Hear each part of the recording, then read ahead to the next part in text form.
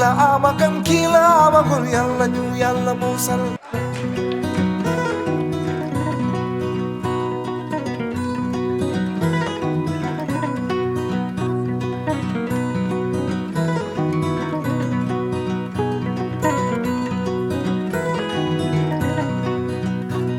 nit kii la amakan kii la amagul yàlla ñu yàlla musal.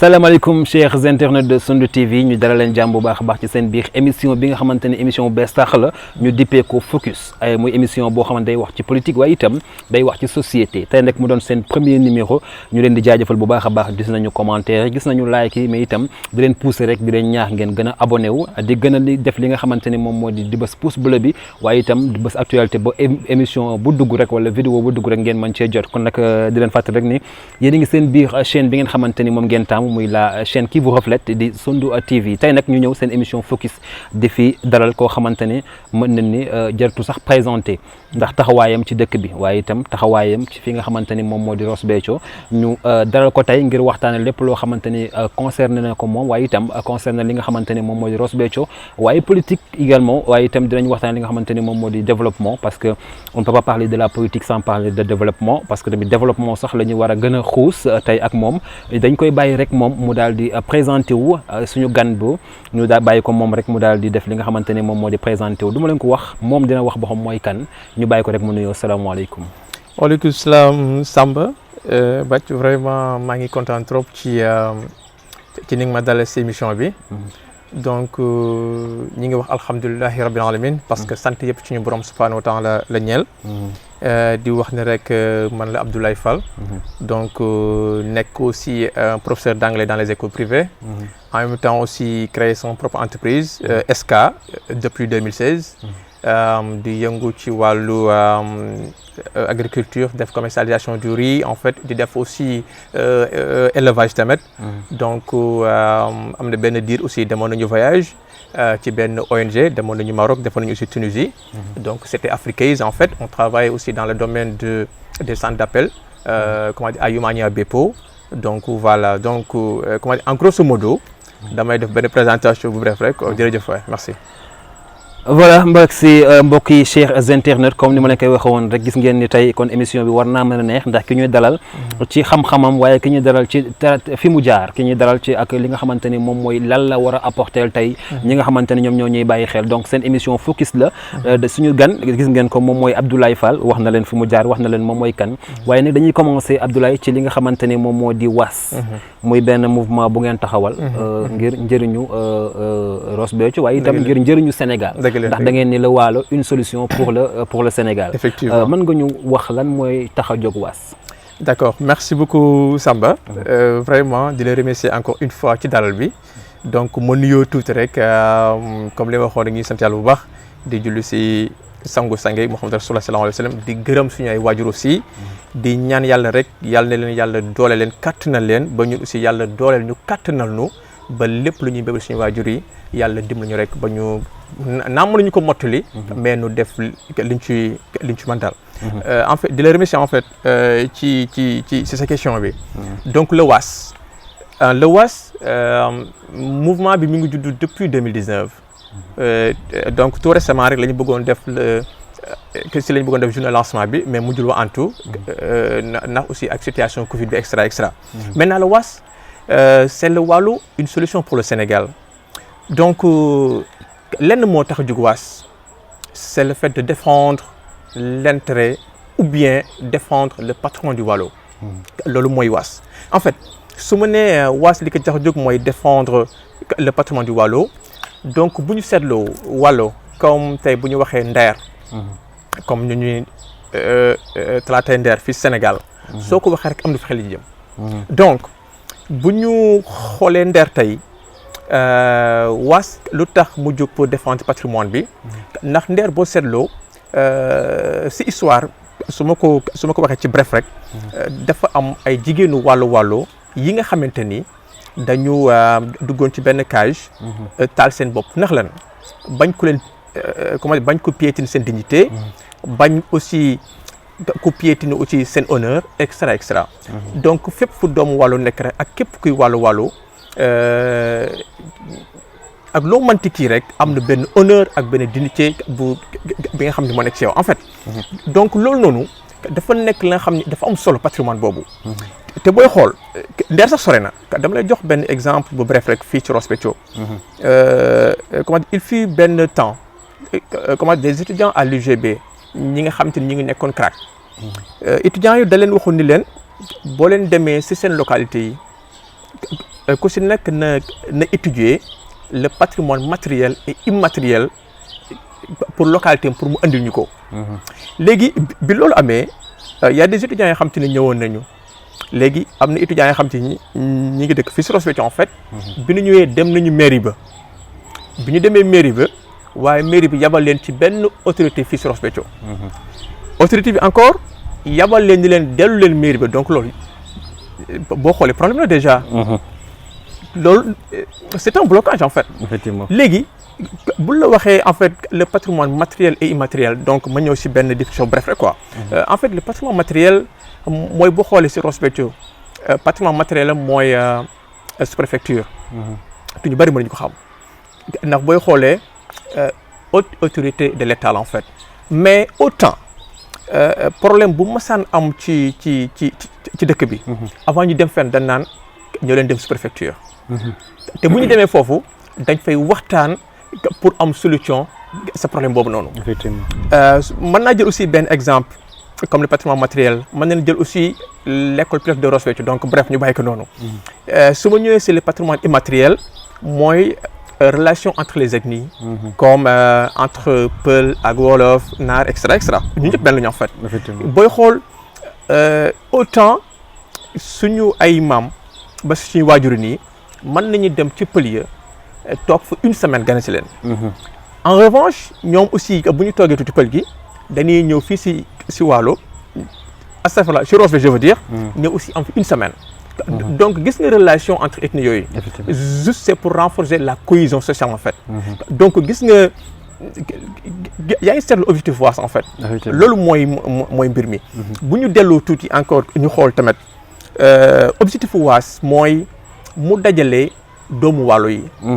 ndax boo xoolee Waalo ak si fu mu toll ak ci dayoom. ci kenn mënu ko xam. su ma jëlee exemple comment dire la Tour Eiffel en France Tour Eiffel patrimoine français yi la. mais boo xoolee ñoom comme li anglais di wax if you wanna have something done right you have to do it at first maanaam ñoom dañu téye seen Tour Eiffel boobu te yàlla xam na ni suñu ndeer bi moo ko ëpp doole. mais ñoom téye nañu Tour Eiffel embellir ko def ci communication bu si war bi nga xamante ne. képp ku dem France tant que photo si suufu Tour Eiffel day mel ne demaloo France. donc tey ñun bu ñu seetloo yooyu yëpp c'est la ñuy jàng ni dëkk neexul bu neexul mais da nga koy jaay. boo xoolee Nder tey Nder ak histoire bi mu am y a rien. y a absolument rien te pourtant doomu Nder yi jooy nañ ko fu nekk. mais kenn déggu leen d'ailleurs am na benn autorité ma xam ne daan na si dox pour jéem saafara loolu pour jéem ñu yëkkati le patrimoine bi nga xam te ne moo nekk Nder. mais amul parce que du nekkul combat wu benn nit kese. combat wu ñëpp la doon combat wu doomu walwal yëpp. waas aussi benn objectif bi je veux dire mooy maa ngi koy wax sànq dajale doomu Waalo yi boo xoolee lu toll na Waalo. mën naa jël exemple Ross Béthio soo xoolee si suñu tool yi extra ak fi ma ti doon. li fay génne ci ay milliards. mais yoon bu baax sax mënuñu ko am. donc boo xoolee débit Tiguet su fekkee ñoom dañu toog seen roq ñun waa Ross Béthio ñu toog suñu roq ak waa Ronk ak feneen ak feneen. donc pour bu ñu bëggee di defandoo dara du ma nekk. mais su fekkoon tey waa Waalo yëpp ni ma ko waxee dañu boole woon seen doole nekk benn. xam patrimoine bi nga xam te ni moom la ñu yàlla jagleel. donc Waalo képp ku fi ñëw di nga xool ni am na changement bu baax loolu mooy objectif waas en fait. merci. waas comme ni nga ko waxee jërëjëf ci tontu bi leer na nañ. dañuy des ba tey ci li nga xamante ni moom moo di was. ñu gis ni lu am solo la. mais bëgg nañu xam was déjà fan la juddoo. fan la juddoo ak les membres fondateurs was. d'accord merci beaucoup tamit si question bi xam nga ñun. comme ni mu koy waxee rek waas wax dëgg yàlla dafa am ay ressources humaines de qualité. du jàkk nii pour ñu jeter des fleurs mais loolu moo ci nekk. ndax boo xoolee ku mel ne Moustapha Seye nekk na si les membres fondateurs. ku mel ne aussi Ahmed Ba bokk na si les membres fondateurs. ak ku dëkk Jawar ak ñeneen ak ñeneen ak man mi toog. donc boo xoolee ñun depuis des années dañuy dox si développement. depuis 2009 bi nu jugee 2007 la ñu am bac en fait ñu dem université mais la majeure partie dañu daan wax naan wàllu surtout Ross Béthio kenn mënu fa def dara parce que jeunesse bi jànguñu. jeunesse bi jànguñu loolu nag dafa ñu doon metti. léegi ma ne Moustapha naam am na suñu mag yi xam te ne jiitu nañu ñoom jàng nañu mais ñun aussi nañu góorgóorlu. ba ñu am tuuti njàng. mais tamit nañu góorgóorlu aussi ba suñu ay rakk tamit nan leen jàppale bu baax. ba ñoom aussi tamit ñu tegu ci yoon bi pour mën jàng. donc boo xoolee tey si boobu nag depuis 2009 la ñu commencé di def ay cours de renforcement. surtout des élèves en classe de terminale et de la troisième aussi. donc si noonu donc ñun dañu yàgg dox si développement en fait.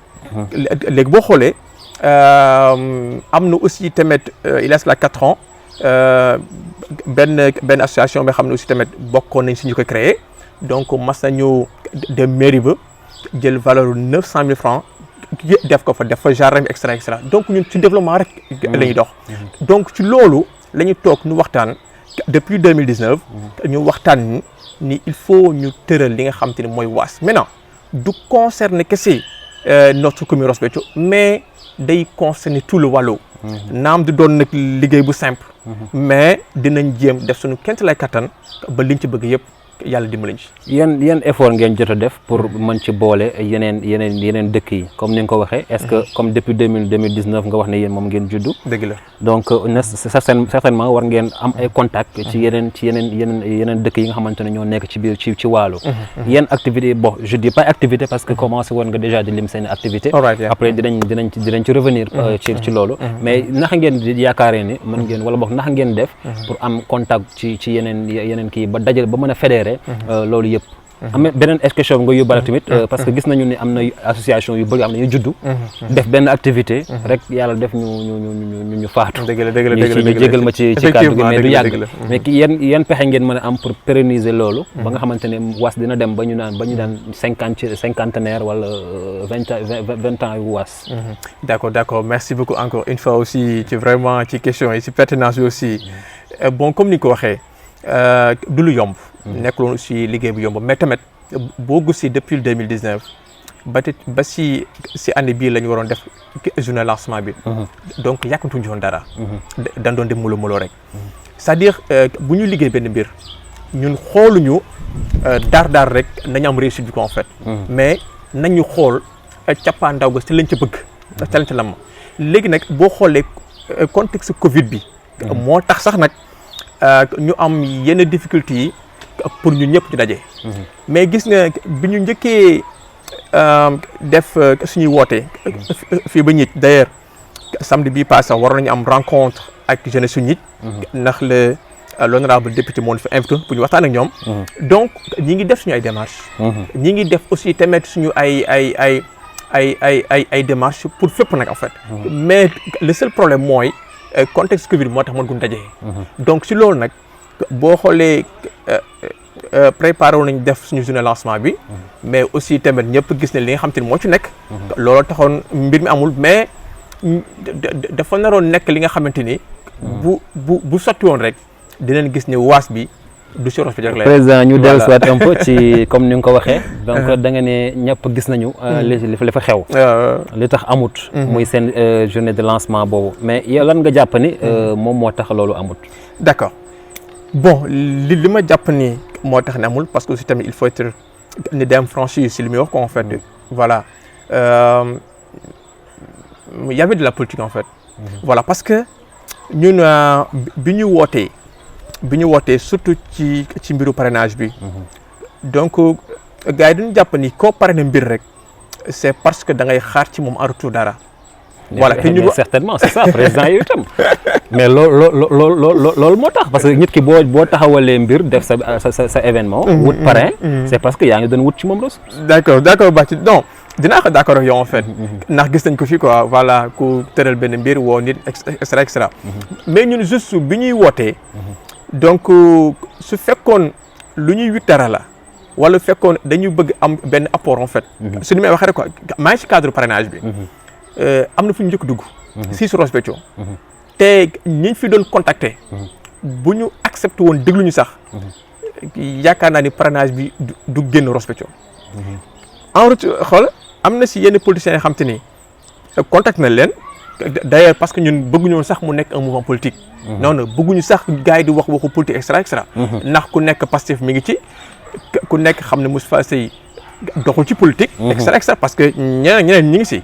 voilà donc bu ñu demee ba ni di contacter yenn politiciens yi pour ñu ñëw ànd ak ñun du maanaam côté finance rek moo tax mais juste soxla nañu seen ay xalaat mais am na ci nga xam te ni da nga leen di contacter sax mais pour nga am un message en retour sax mënul nekk. mais est-ce que mën nañu xam nit yi ngeen xamante ne contacté ngeen leen te parce que non xam nga président lépp dafa war a leer. dëgg la lu tax mu war a leer c'est parce que WAS c'est un mouvement boo xamante ne ni ngeen ko waxee nii c'est très important moo gën a important la personne que vous avez contacté donc war nañu xam nit kooku kan la parce que bu dee sama mbokk la wala bu dee koo xamante ne man am naa droit ci moom war naa ko mën a wax ni ko sa taxawaay ci WAS changé ko kon ñu nga wax ñu kan ak kan la ngeen contacté too xamante ne amul dara en retour quoi. D'accord, le grand Bathie. Bon, en fait, c'est-à-dire, contacté wu nañ ñëpp en fait. tous les politiciens ak ñi nga xam ne aussi tamit nekkuñu sax ci mouvance su maanaam ci affaire politique extra. contacté nañ ñëpp wax dëgg yàlla. mais tamit xam nga dafa am ni nga xam te dañu ko yare wax dëgg yàlla. donc ñun naam ñi ngi def politique. mais xalaatuñ suñu àdduna. di ci ŋàññi nit wala di ci wax nit leneen ak leneen. loolu tax nag loolu nga baal ma ci rek. daf may xaw a tiis loolu su ma nee la. am na politicien bii nga xamante ni envoyé nañ ko message wala woo nañ ko mais tontuñu sax. voilà léegi donc loolu moom maa ngi loolu may nañ la ko. merci beaucoup may nañ la ko mais dinañ ci dugal beneen question. d'accord c'est-à-dire après ñu ngi ñëwaat ci parrainage bi. ak li tax amut. d'accord mais bëggoon kon yow kon ban jàngat ngeen am ginnaaw bi ngeen contacter nit ñooñu. defuñu benn effort wala amuñu sax message en retour. léegi après yéen ban jàngat ngeen am par rapport ak ces gens. voilà c'est que lépp dañ ko jàpp rek nii ici à Ross Béthio. tout est purement politique. lépp politique parce que du ma si mën wax te du ma su ma neex mën naa ñu si parrainage bi. parce que bi ñu leen contacter ñoom am na ñoo xam te ne franchement comme ku mel ne Ndiaga Fall. dafa kontaan trop parce que moom ci loolu lay dox. en fait boo ko waxee mbiru développement mun la là j'adore. donc contacté nañu aussi Pape Ibrahima Diallo. ak Ibrahima Diop bu Yitte Askan bi extra voilà donc am na ñu bari ñoo xam te ni waaw très bien Pape Amadou Diallo. contacté na leen ñu apprécier vraiment affaire bi en fait. mais aussi am na ñoo xam te ne woo nañ leen mais wuñ mais tamit amul benn problème parce que ñun xaaruñu dara ci ñoom en fait. parce que dañ di ay jeunes ku nekk yaa ngi ci la nga nekk. mais n'empêche des fois dañu war di daje di waxtaan ci ay mbir. léegi nag. su ma ñëwee ci cadre parrainage bi parce que biñ la wooyee ñoom ñu si bare dañu échoué kii bi. dañu dem ñu contacter Fally Seck. biñ ko contacter avant ñuy àggale di ko expliquer waas dafa ni tout ce qui est développement maa ngi si biir. loolu moom wax dëgg yàlla. moom moo taxaw. wax nañu lépp la nga xam te ni day jëm ci wàllu développement rek wax mu sax affaire politique. te pourtant biñ ko parrainé ñu waroon ko def à la mairie ndax am na sax gars yi ci doon dóor daal naan vraiment mairie bi ngeen ko bëgg defee extra. donc ñun dañu jàppoon ne mairie bi rek ñun ñëpp ñoo ko moom. effectivement donc képp ko xewle war nga mën dem foofu noonu. ensuite aussi tamit Fally ñun mën nañu ko defal promotion ci mairie ba. nit ñi ñoo koy bëggal seen bopp ñu voté ko extra. voilà donc bu ñu jàppee ni moom la ñu parrainé. ñu siy dégg ay yeneen. mais président yéen tamit est-ce que mënuñu leen jàmm tamit quoi parce que yéen un mouvement boo xamante ne c'est un mouvement qui prône pour le développement. ngeen war a def journée de lancement. ngeen def parrainage pourquoi parrainage. voilà pourquoi parrainage. Donc parce que moi je voyais quand même ngeen invité nit ñëpp ñu ñëw ngeen wax ngeen passer le message parce que li ngeen gën a soxla mooy ressources humaines. d'accord moom ngeen gën a soxla pour l'instant. après nag beneen ressource bi ñëw mais pourquoi parrainage parce que loolu tamit dafay xaw a rax politique. effectivement donc dama lay nangul li nga wax tamit quoi parce que adduna moom lépp politique la donc en fait pourquoi parrainage. juste dañu bëggoon bu nee comment dire Ndiaga Fall mooy suñu parrain d'honneur. mooy suñu invité d'honneur. ñu ni monsieur le maire mooy présider journée de lancement bi. ñu ni Faly Seck mooy suñu parrain. donc ñi ngi doon bëgg en fait boole waa Rose bi ci yëpp. voilà ñëpp toog doon benn. ñu dindi suñu casquette de politique yi ñu tekk fële. donc loolu moo waral mbir mi nag mais du woon jàkk ni dañ koy parrainer diw parce que nangam non. na su fekkoon loolu rek la dañ naan moom la ñu parrainer du ñu invité keneen wala ñi ñu invité ñëpp dañuy nekk ay invité simple mais dañ ni c'est monsieur le maire Amadou astafurlah Madiop moom mooy présider affaire bi. donc moom la ñuy fekk si dëkkam. moom mooy suñu maire actuel. moom mooy présider la rencontre. mais en ce moment là est-ce que c'était pas mal choisi parce que gisoon ngeen li ngeen xamante ne moom moo fi jotoon a jàll. altercation yi am entre les Madiobistes ak entre les Fallis. ngeen gis ne coow loolu am yëpp. est-ce que c'était pas moment boobu est-ce que c'était pas mal choisi pour ngeen jël ñoom ñaar war leen boole dans une même salle. bon ñun nag gisewuñ ko noonu woon. gisewuñ ko noonu et puis aussi jàppuñ ko noonu tamit parce que ñun comme ni wax rek. ñun on a toujours ñu mbiru développement moo ñu soxal. donc ba des fois xëy na sax mën na xaw a nëbb. li nga xamante ni ñun ñeneen dañ ko gis te ñun duñ ko gis fa en fait. waaw donc gisuñu woon ni y a des problèmes entre diw ak diw mais li ñu gisoon rek mooy na doomu Ross Béthio ci yëpp toogandoo. te amoon nañu invité surprise mooy le maire de Niith l'honorable député Adama Sarr. donc moom dafa waroon ñëw ak yeneen invité en fait donc du woon jàkki ni rek dañu bëggoon parrainer kii pour la politique extra non c'était juste pour ñu jëm dajale doomu wàllu yëpp. mais tamit pour mu réussir dañu soxla woon tamit ay ni nga koy waxee ay ressources humaines. ñëpp a toogandoo ñu waxtaandoo mais tamit gars yi franchement man mosuma woon yaakaar ni. dañ ko xoolee ci fànn boobu. kon daal da nga bëgg wax ni daal événement bu amul c'était pas Covid bi taxul woon mais c'était politique. ouais je confirme. C'était purement politique. parce que kon dafa amoon seen rencontre bi amoon na ku mu nekkoon en faveur. am koo xam ne défaveur la ci moom. oui suñ ko xoolee peut-être xëy na ñoom noonu lañ ko jàngatee. voilà parce que xam nga fii des fois dëkk bi surtout ñun la jeunesse. war nañu di tey trop. même des fois c'est un débat politique yi. parce que toujours day am manipulation. parce que ñun bi ñu tëralee mbir mi rek teg ñi ngi lire ci Facebook yi en fait parce que aussi les réseaux sociaux comme ni nga wax rek mbedd bu tasaaroo la. am na gars yi wax ni le gars moom moo nekk donc damay Faly Seck jarul le gars moom moo nekk derrière WAS parce que créé na ADEV dafa mun de créer WAS. pour man Faly su fekkee moom moo créé WAS. Il n'a pas besoin de se justifier parce que fii comme je dis kenn moomul kenn donc ñun ñoo créé suñu waas ñun ñoo ko moom même bi nga xamante ni biñ ko joxee ni ko yaay suñu parrain parce que am na ñoo xam te contact na leen te kii duñu sax wuyu extra mais kii mooy suñu invité d'honneur kii il a été vraiment content ci loolu noonu quoi moom mu ni ak kuñ ko mën ci parrainer ak kuñ ko mën ci jox man lépp luy développement dinaa ci teew surtout ci wàllu ak Ross Béthio ba sax dem ni la ma fay wax sax yéen ma koy wax loo donc yéen a may jox élément de langage bu fa kenn wax mbiru politique lu développement mais nag xam nga nit ñi aussi tamit balaa ngay xam lu gémm ñi sàmb di walis xam da nga koy bàyyi ba mu kii mais gars yi teg ñun di politique parce que tout est purement politique effectivement voilà tey du warul doon noonu en fait aussi ñun aussi war nañu éviter leen aussi la jeunesse il faut ñuy moytu aussi yenn débat stérile yi parce que si lu muy dugal baaxul donc boo xoolee ñun du ñaay def aussi donc dañuy xalaat bi ñu xool contexte bi keroog ñuy xool ni muy doxee ñu ni suñu autorité en fait mooy sous-préfet dafa war a jël décision pour waxtaan léegi nag ñun loolu mbiru Covid la parce que ñun xalaatuñu suñu autorité di def déclaration ci benn mbir bi nga xam ne da koy tere ñun ñu fay xaar ñun avant muy def déclaration ñun def na déclaration pour wax ni su fekkee rek contexte Covid bii moo tax. naam ñun jàpp ñu Covid tax de ñun dañ jàpp ne c'était purement politique.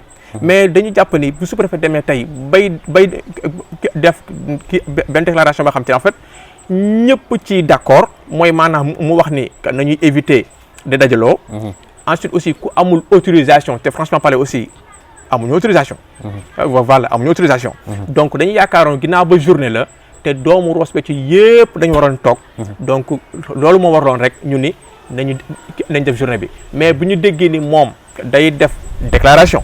te mooy suñu kilifa ñun ñëpp. avant mu koy def ñun bàyyi nañ. kon daal da ngeen jàpp ni déclaration bi c'était juste pour camoufler. politique bi xamante ne moo am ci biir. voilà donc comme noonu mën naa ko waxee noonu de parce que ñun si loolu lañ jàpp de. voilà mais moom du ci côté am. mais ñun ñii nga xamante ni ñoom la ñu seqal mbir mi. te ñu waroon jàppale seen ay rak. jàppale seen jeunesse xam ni lii ñu teg naam su fekkoon maanaam ku nekk su fekkoon dafa nekk ci roxam rek. mën na nekk ci business am mais bu fekkee dañu dayloo autour d'une table ñu ni kat dañuy créer mbir mais ñoom nañ ci jàpp ñu xool rek est-ce que lii day doon lu politique wala leneen voilà donc mi ngi noonu daal Samb vraiment daal foofu dama leen di respect à vous parce que aussi ñi wax ñi nga xamante ne ñooy xalaat ni c'était politique je vois des gens yoo xamante ne ñi nga xamante ñu ngi ci was c'est des gens yoo xam ne kenn mu leen manipuler effectivement en l'occurrence ki nga xamante ni moom moo di suñu grand di sama xaw ma sama nijaay la parce que ñoom lay fay samay kii lañu muy Moustapha Sey di kii itam ki nga xamante ni moom mooy Ahmed Ba ak yow mi gis vous n'êtes pas des gens yoo xam ne vous êtes manipulable donc je pense que ñi xalaat ni c'est un peu politique ñu génne seen xel ci loolu di wax aussi tamit benn regret bi ñuy am moom mooy suñuy autorité bon je dis pas autorité sax parce que am na des personnes politiques yoo xamante ne ñu ngi fi à chaque fois nit ki bu ñu amee lu ñuy def ñoom la ñuy contacter kon nañuy wuyu nañuy tontu nañuy wuyu si parce que quand on parle de développement même bu dee ñooñuy def développement gëmuñu ko yow ñëwal vers eux gëmloo leen ni vous devez faire du développement donc président ñu ngi lay jaajëfal bu baax a baax di fàttali quand même yéen a ngi seen biir émission bi nga xamante ni moom moo di focus tey mu doon seen premier numéro ñu ci dalal ki nga xamante ni moom moo di Ablaye Fall ñu doon waxtaan li nga xamante ni moom moo di was mais on parle sànq ba léegi de politique nga bokk ci mouvement was mais itam bokk ci politique di def mooy am comment di def politique ci ban parti nga bokk maa ngi bokk ci parti Pastef voilà maa ngi bokk ci parti Pastef mais problème bi nga xamante ni man am naa ko surtout ci suñu société ni muy doxee mooy que comment nit yu bare duñu mën def la part des choses en fait un mouvement c'est un mouvement la politique c'est de la politique ñi ngi ci waxtaan keroog parce que yow on se connaît ndax man dama lay suivre en fait yow même sur réseaux sociaux yi doo ngañ kenn da ngay nangul nit ki si li mu nekk mais di nga ko poser question pour laaj ko donc loolu aussi man si respecté bu baax a baax parce que da lay suivre quoi en fait voilà c'est-à-dire bu ñu waxee un mouvement et un parti politique il faut ñun aussi ñu mën def la part des choses mouvement c'est was un pastefien mi ngi si am na ki nga xam te ne bokkul ci politique. mais est-ce que c'est pas parce que gars yi dañ leen doon nax ci souvent ci mouvement yooyu parce que gis nañ fi mouvement boo xamante ne est-ce que bon ADF mën naa ko tudd bi muy ñëw bi wala boog li ñu doon wax mooy c'était apolitique est-ce que loolu moo tax nit ñi xaw a mënuñu def différence boobu la part des choses quoi. voilà bon yaa wax ADF nag donc dinaa ci laala waaw parce que franchement man ADF yàgg naa leen fréquenter j'avoue que depuis 2017 ans donc yàgg naa dem seen ay rencontres donc def nañu rencontre Ablaye Seck à maintes reprises def nañu rencontre à Santhiaba même à Saint-Louis aussi donc yàgg naa di fréquenter mais franchement on ne parlait que de développement voilà loolu moom dama koy déglu ko on ne parlait que de développement ndax su fekkoon c'est de la politique donc du ma bokk ADF voilà et pourtant je suis pastefien par conviction mais nag comme ni nga waxee rek au niveau national. mais attends président. mais xam nga man dama gis contradiction quoi. parce que mënuma nangu. nit ni man ADF laa bokk. ba pare bokk Pastef. parce que gis nañ fi koo xamante ni dafa bokkoon ADF. ba pare bokk ci parce que ADF borom ADF. dafa ni ADF c'est un mouvement ci bu xam dañ ko ancré ci biir APR. mais comment vous pouvez yow nga mën a ànd ak nga mën a bokk Pastef ba pare bokk ADF. d'accord foofu man damay jàpp ni lenn rek. moo tax ma bokk ADF depuis 2017. voilà c'est juste que dama jàpp ni ADEV comme li ñu doon wax. c'est le développement. donc moom la ma ki nga xam ne moom fa njëkkoon yóbbu muy Ablaye Seck ndax moom doon informé ci ay programme ADEV extra. donc on ne parle que de développement. neexul ba neexul mais nag quand il s'agit maintenant de la politique nekk mu woon si seen ay mbiru politique. dox mu woon si ay mbiru politique. donc dama jàpp ne ADEV développement la développement. voilà te ba tey loolu laa jàpp. léegi nag su fekkee dama ne je suis pastefien par conviction comme ni ko wax au niveau national. Ousmane Sonko mooy son président. donc pas la personne Ousmane Sonko qui m'intéresse. parce que Sonko xamuma ko. mais le programme yi xam te ni moom lay prôné. changement au système bi quoi. voilà pour l'Afrique en fait. waaw changement au système comme tu dis voilà maintenant programme boobu muy prôné pour le Sénégal et plus précisément aussi pour l'Afrique donc ñun ci loolu lañ ko bëggee par conviction. mais nag au niveau local tënkuñ ci kenn. amul kenn ku ñu tënk aussi parce que lekkuñu xaalisu politicien nekkuñu plan yu kenn. voilà mais donc quand vous dites au niveau local. est-ce que vous êtes pastefien au niveau local. Au niveau local bien sûr je suis pastefien.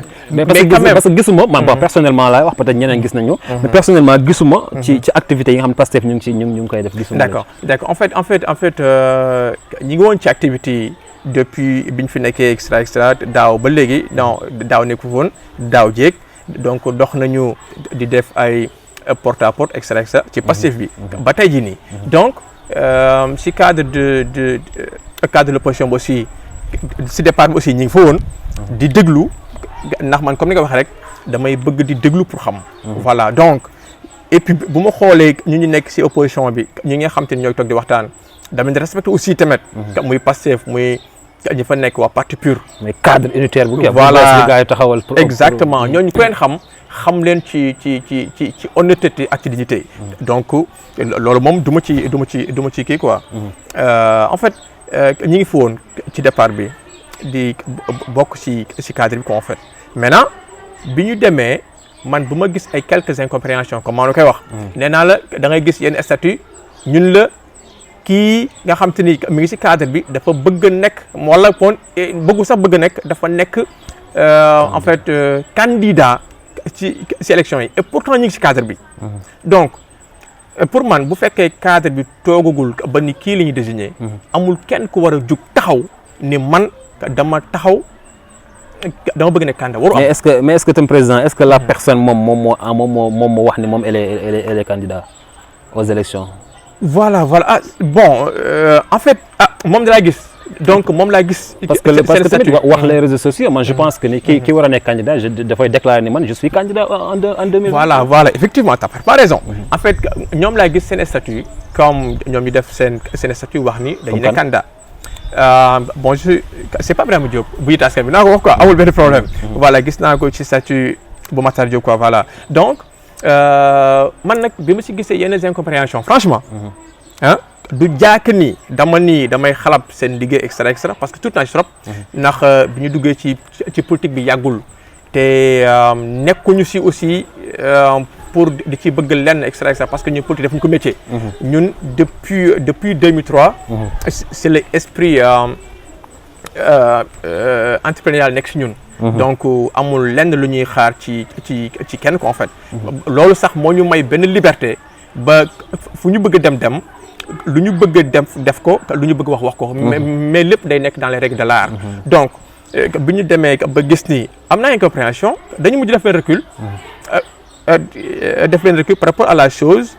pour bien l'appréhender de façon rationnelle. mais est-ce que président est-ce que rocceeku boobu da bon mën nañu ko tuddee rocceeku. effectivement ça veut dire que ni yow kon au niveau local. décision bi nga xamante ne Pastef jël na ko yow àndoo ci ak moom. waaw au niveau local franchement ànduma ak Pastef. voilà ànduma ak Pastef ànduma ak Pastef ànduma ak ñi nga xam te ñu ci biir. cadre unitaire bi daal kon daal cadre bi daal bokkuloo ci. bokkuma ci bokkoon naa ci mais génn naa ci. est-ce que yow da ngay fas yéene dem ak ADEV aux élections. bon on peut dire parce que on peut dire xam nga man j'aime pas dire ADF. parce que ñoom li ñuy wax mooy Benno Bokk Yaakaar candidat Benno Bokk Yaakaar candidat APR.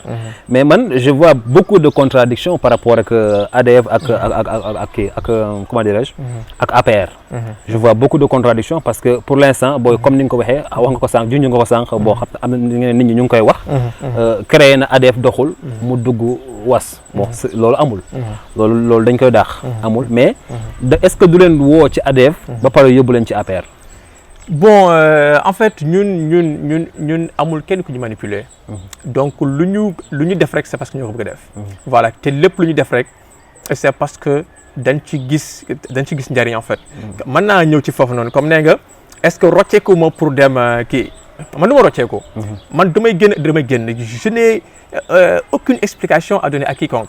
parce que gis nit loolu dafa baax nit da ngay am liberté. te liberté nag pour nga am ko képp koo seqal li ngeen seq na doon dëgg. soo demee nag bi nga xam te ne yow gisatoo en fait sa bopp ci mbir mi. da ngay génn. voilà man nag looloo tax bon comme ni nga ko waxee rek au niveau national je suis avec Sonko mais su ma defee tuuti rappel di ci ginnaaw. gis nga boo xoolee bi ñu wootee en fait ci suñu mouvement bi muy waas. te ñu waxoon ni c'est apolitique te ba tey c'est apolitique. amul leneen li nga xam te ni da koy dugg ci mbir politique amul. mais nag su fekkee dañu wootee mais bu ñu wootee ñu gis ñaar en fait ñi nga xamante ni ñoom ñoo taxaw muy l'honorable député Adama Sarr. moom moo taxaw ba invité ñu sax ni. ñëw leen ñu waxtaan sa ci waas bi avec la jeunesse de nit. xam nga ni kooku dara ñoru ko lu dul le développement. ndax ñun bokkuñu foofu noonu. donc bi ñu wooyee Fally Seck di ko expliquer et avant ñu koy expliquer sax waas moom mu am ci benn envie même. pour participer pour le développement ci lépp lu waas yi def. donc loolu ñun. dañ koy nangul. di ko remercier en fait ci loolu quoi léegi nag waas demul fenn ci. waaw waas demul fenn ci affaire politique et cetera mais nag ki nga xamante ni il prône le développement de notre localité. su fekkee daa bëgg liggéeyandoo ak waas day ànd ak moom liggéey. président li ñuy dese ci waxtu bëreetul. je pense que li gars yi di wax rek moom à chaque fois gars yi dañuy laaj rek naan kuy développement. mais je pense que ci Fally rek ngeen jëm. yaakaar naa ne fa nga jëm rek. parce que gars yi bëri ñu ngi rocce ko di dem. loolu moo ñuy poussé sax en quelques secondes. ñu wax tuuti ci situation actuelle politique bi. mais itam ñu brosse un peu ci la ñu waroon gën a bari sax moom mooy situation jeunesse bi. problématique bi nga xamante ne jeunesse bi nga koy dund. ñu commencé foofu d'abord. lan nga gis ne lan mooy problème mu jeunesse bi. ak lan la ñuy dund actuellement. d'accord léegi maanaam pour ma dëggal ci li nga wax noonu rek parce que nee nga ñi ngi waaj rocceeku fa dem ci Fally. voilà c'est-à-dire du rocceeku mais ñi ngi liggéey ak collaboration. donc moom moo taxaw pour ni dama leen di jàppale dinaa jàppale waas ci bépp. activité bi nga xamante ni mi ngi koy def on est d'accord. d'accord on est d'accord ci loolu mais je parlais quand même de Pastef ak jëm ci Fally. donc parce que boo xoolee ñun taxawal dañu seen benn cadre unitaire. pour jëm vers les élections. yow nga bokk Pastef nga génn foofu. ni du ma ànd ak ñoom. ba pare ànd ak Fally donc après élection yi. est-ce que di nga mën a delluwaat foofu mais bon. président je pense que loolu dañ koy bàyyi ba beneen. d'accord comme ñu def ci waxtu bëreetul. bëggoon nañu vraiment gën a détaillé. mais ñu dem tuuti un peu ci problème jeunesse bi. naka nga gisee jeunesse bi problème bi ñuy dund actuellement surtout. politique bi ni ko jeunesse bi jëlee léegi ak ni muy doxee léegi. voilà di la remercier encore une fois ça vraiment yow moom vraiment content trop ci question yi quoi voilà donc comme li nga wax rek c'est la situation politique actuellement au respect surtout situation jeunesse bi. dafa doy waar. gis nga Mbacke gis nga képp ku toog. en toute franchise. toog ni dëkk bi dox na day wax lu ko neex rek. ndax da ngay xool la majeure partie ci jeunesse bi. damay dégg gars yi ni laan da ngeen war di def dara da ngeen war a jéem entreprendre mais amul kuy dëkk Ross Béthio plus précisément au Waalo amul ku fi dëkk te doo entreprendre. ndax bare na ay xale yi nga xam te ne ñi ngi dem ci tool yi di bay te ñi ngi denc seen baccalauréat en poche bari na aussi tamit ñi nga xam te ne ñi ngi si activité ay affaire de commercialisation du riz yi ñi ngi si élevage te ñoom ñëpp am na ñi nga xam te ne am nañu seen ay licence ñii master donc problème mu jeunesse bi dafa tar actuellement dafa metti quoi qu'on puisse dire te aussi tamit il faut que la jeunesse en fait ñu jël seen ay devant ñu xam ni ñun waratuñu nangu benn politicien la wax de politicien mu ñuy manipuler ak seen discours yooyu noonu loolu c'est pas intéressant du tout en fait xoola képp ka nga xamante ne dafa jël sa propre décision def son propre choix nañ ko nangul parce que moom la. mais président je suis pas d'accord hein. Je suis pas d'accord parce que xam nga man wax naa la ko sànq. Quand on a choisi d'être un homme politique. On a choisi quand même d'être un homme public. Exactement. te quand un problème est public. ñëpp dañ ciy wax. boo jugee fii parce que man je suis pas d'accord ci gars yi naan nañu respecter son choix parce que je pense que ni par exemple quand yow boo ñëwee ni ma Khalifa moo baax ñu dem ci moom.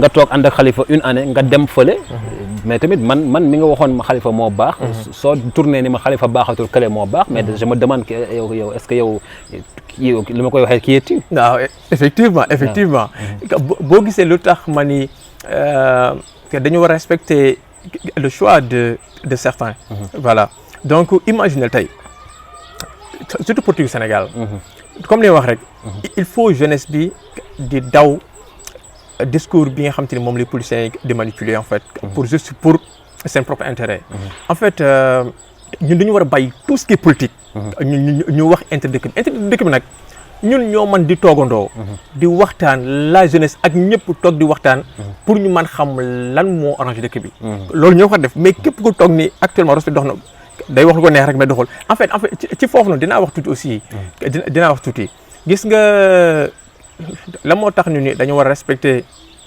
le choix des jeunes imagine tey je peux donner exemple de Moustapha Ndaw bi nga xamante ne am na fu mu jugee am fu mu dem et pourtant lu nekk dégg nag si ŋaañi lañ ko fu nekk te pourtant moom nee na nekk naag waa ji Ndiaga je sais pas nekk naag moom des années voilà donc su fekkee gars yu bare dañuy wax ni du ñu respecté choix am donc pour man day am blocage quoi parce que xamul tax gis nga bu ñu seetloo maa ngi dégg sax des fois même si Facebook bi damay suivre donc du ma ci bàyyi xel lu bëri nit day dem jóge fii dem ci beneen camp dem ci faali wala feneen ñu ne sa waay xaalis moo ko yóbbu wala interpersonnel léegi man damay laaj rek parce que ñun nous sommes des jeunes yoo xam te ne lenn tënkuñu donc ñu ngi suñu propre job nekk suñu nekk nag donc dañuy xool li nga xamante ni mooy arranger li nga xamante ni moom la ñuy jëmmal mooy le développement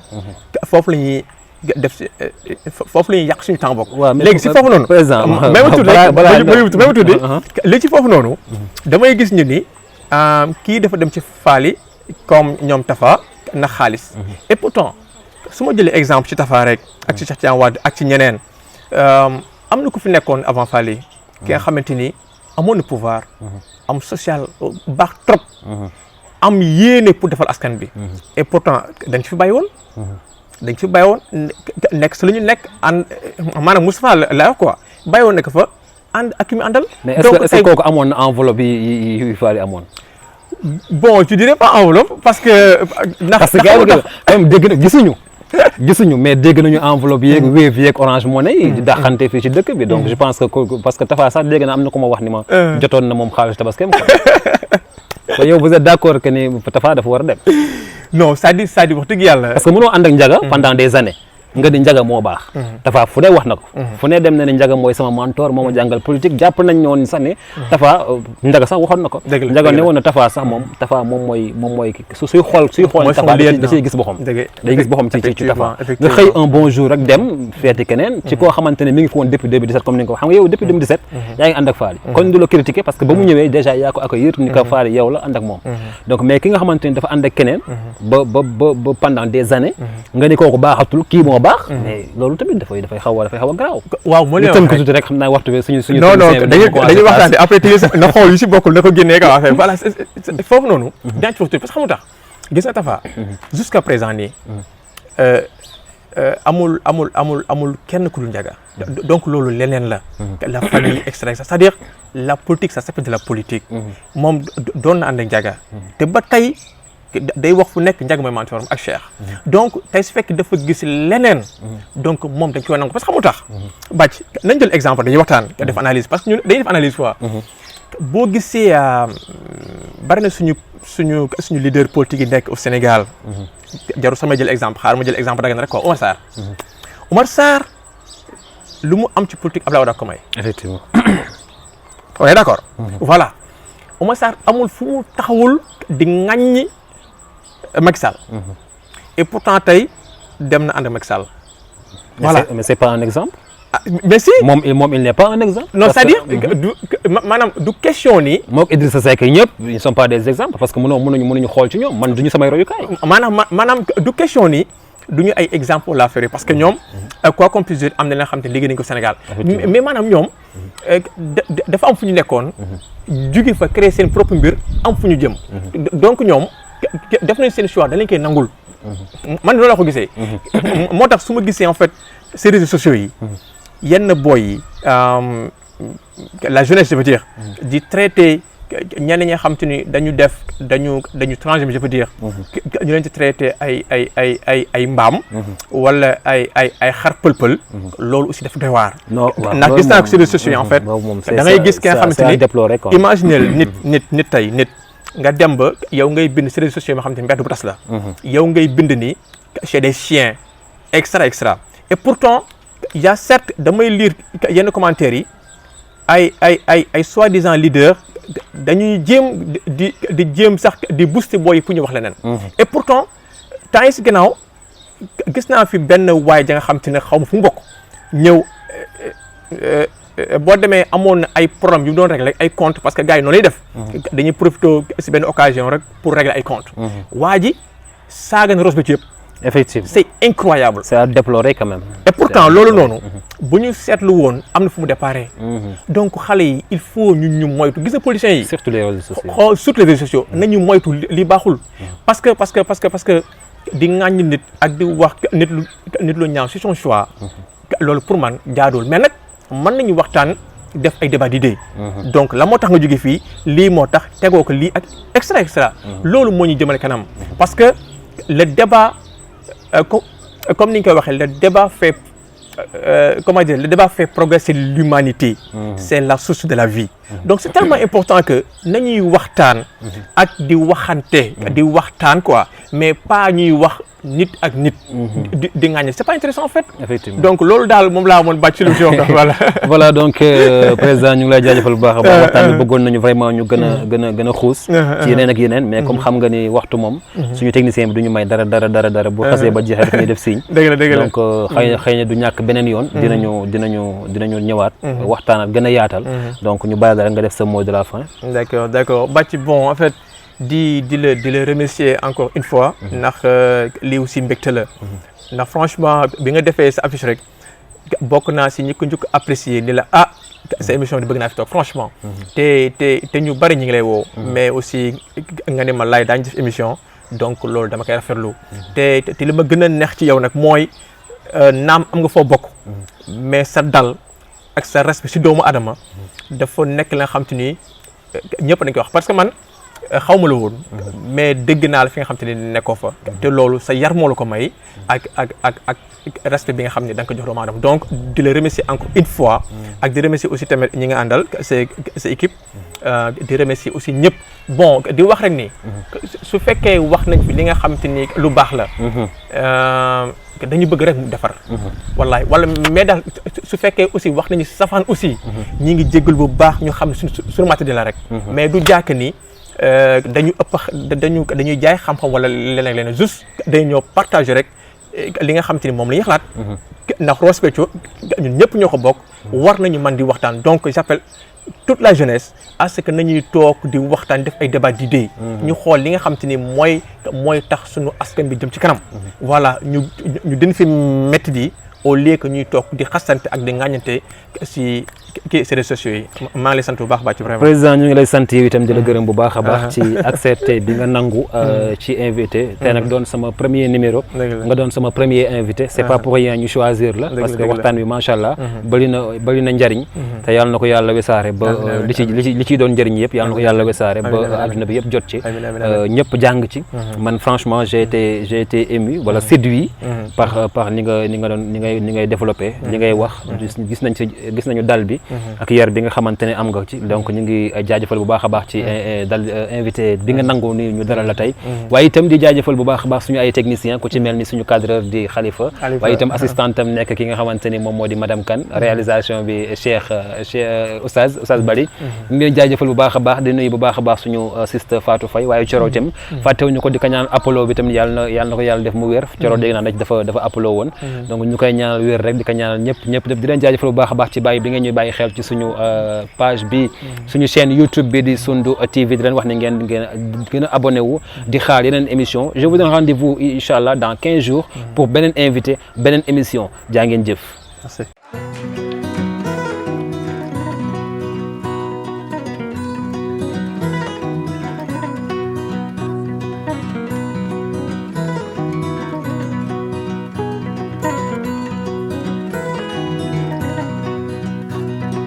Kila amakan kila amagul yalla ñu yalla musal